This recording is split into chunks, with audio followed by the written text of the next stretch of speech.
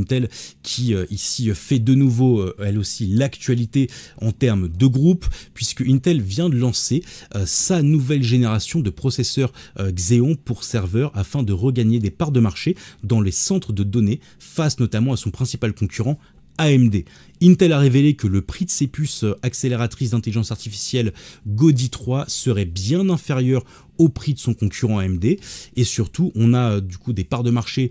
des centres de données pour les puces x86 qui ont diminué de 5,6 points de pourcentage pour Intel au cours de l'année écoulée, ce qui fait qu'Intel est passé à 76,4% de l'ensemble des parts du marché. Alors ça reste évidemment énorme, mais AMD lui est monté et détient désormais 23,6% des parts. Et c'est justement là l'enjeu ici pour Intel, c'est repasser, c'est maintenir vraiment son avance sur AMD et empêcher AMD de pouvoir rattraper son retard.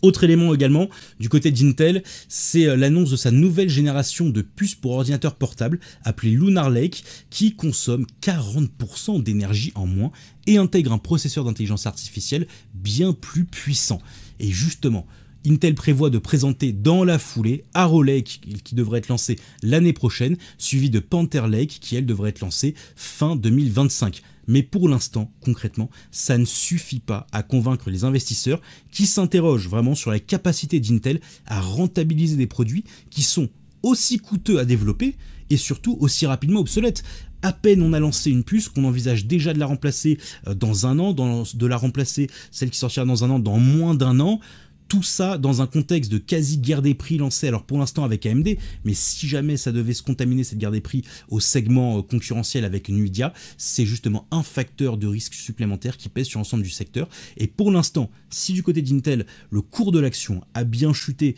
et concrètement traduit justement ce risque, ce n'est toujours pas le cas du côté de Nvidia.